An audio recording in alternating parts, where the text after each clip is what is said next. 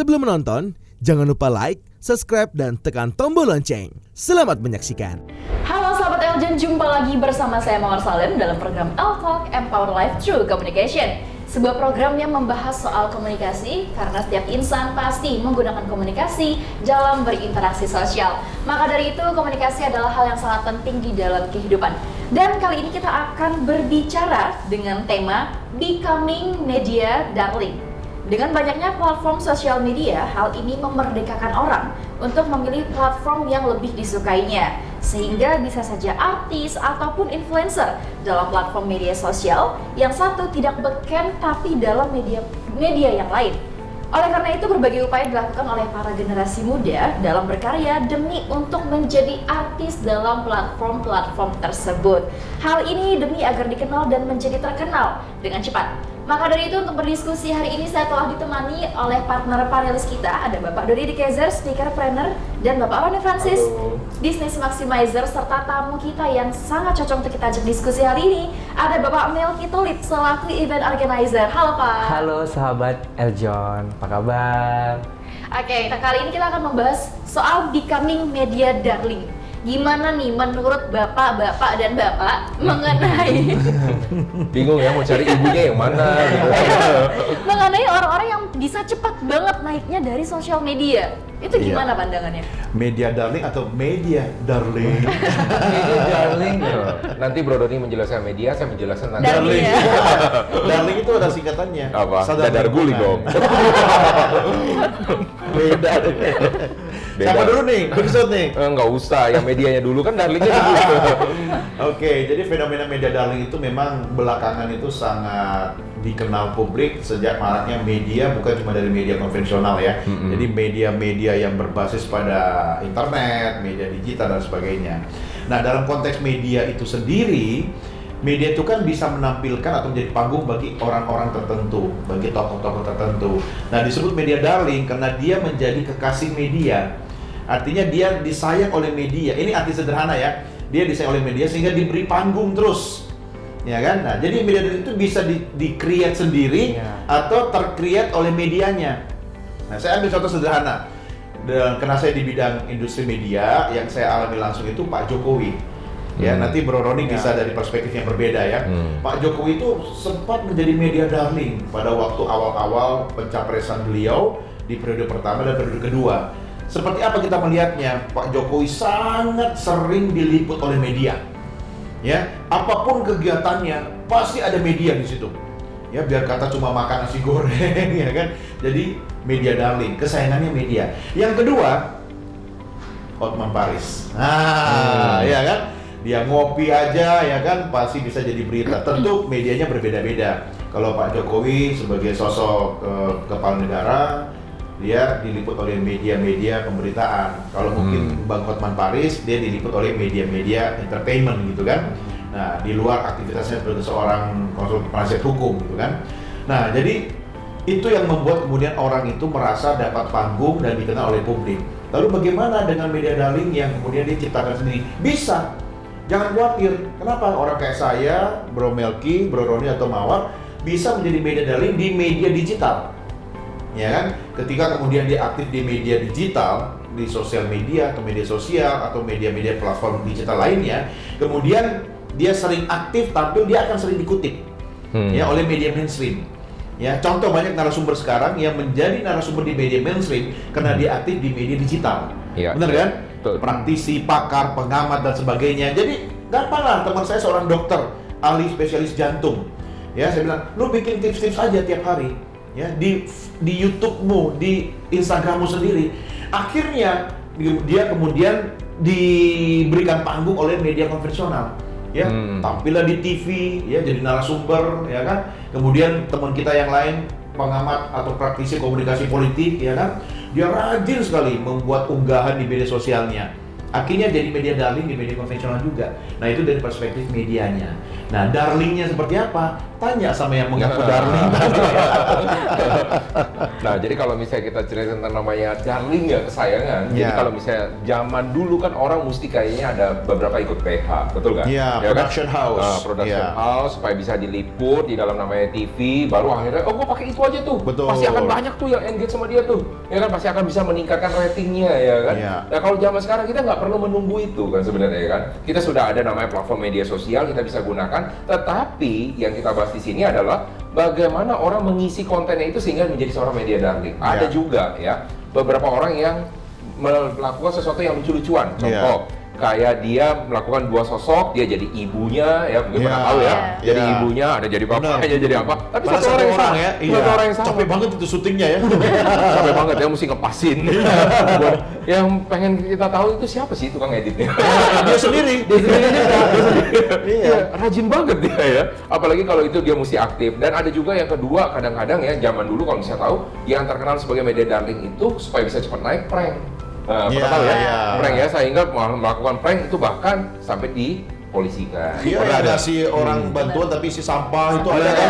Iya, Itu kan mah sampai nggak bener ya. sampai dipolisikan demi untuk apa sih? Supaya menjadi media darling. Oh, dia lucu. Tapi akhirnya lama-lama bercandanya jadi kelewatan, ya Iya. kan? Nah, makanya kita sebagai seorang misalnya konten kreator, ya kan?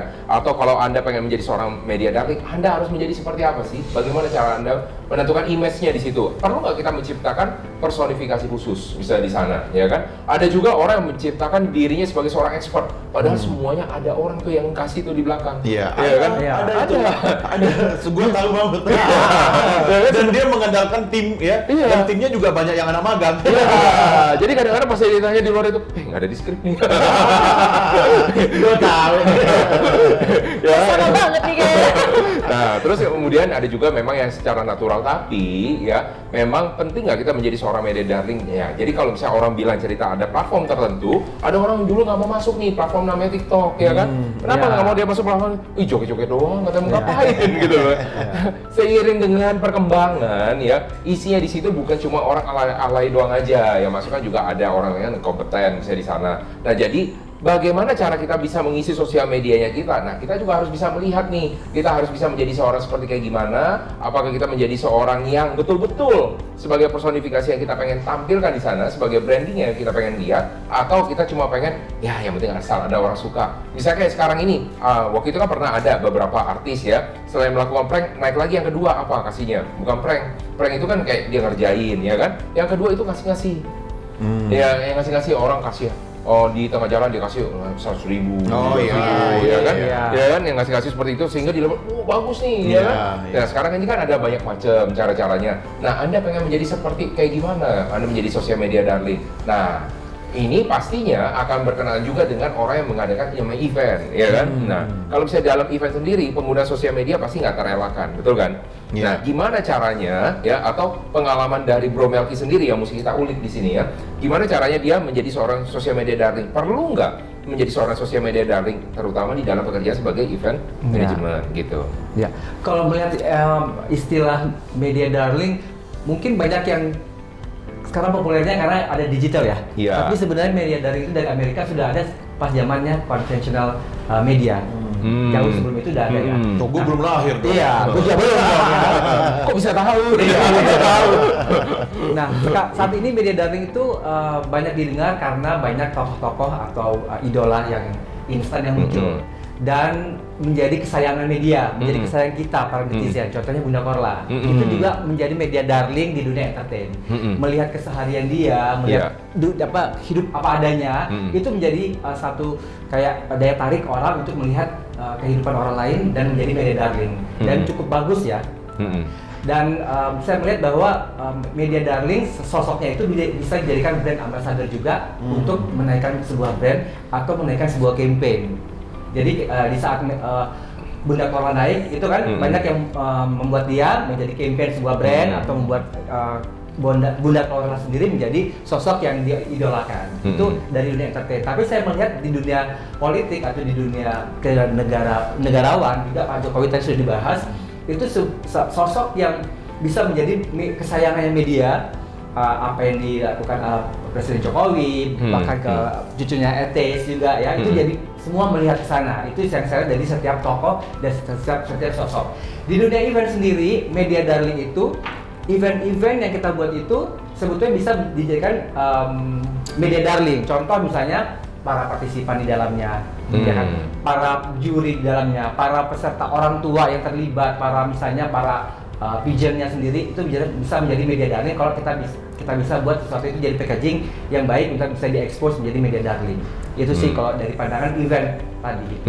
Nah, kalau media darling yang ada, saya melihat bahwa di dalam media darling ini ada dua ya, ada yang negatif dan pastinya ada yang positif ya. Ada yang impactnya bagus gitu, dia menginspirasi ya.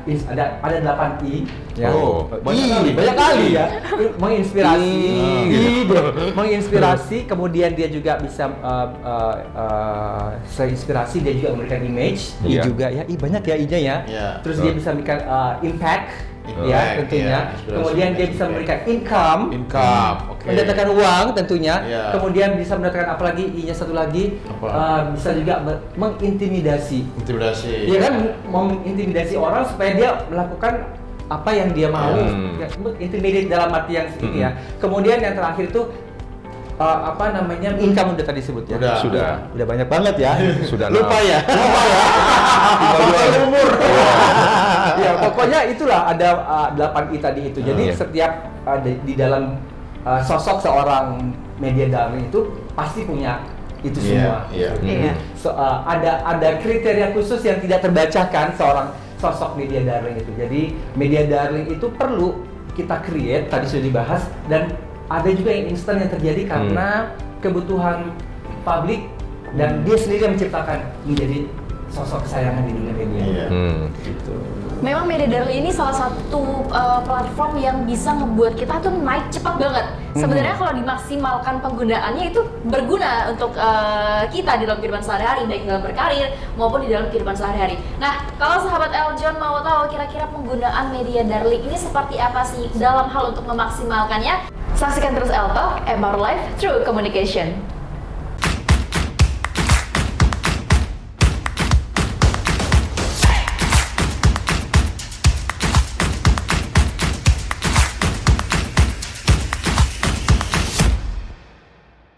Halo semuanya, perkenalkan nama saya Tanya. Saya adalah Putri Pariwisata Indonesia Bali 2022. Jangan lupa untuk selalu show some support untuk YouTube channel kita dengan cara like and subscribe, juga share ke teman-teman kalian untuk channel YouTube Eljon TV. Terima kasih.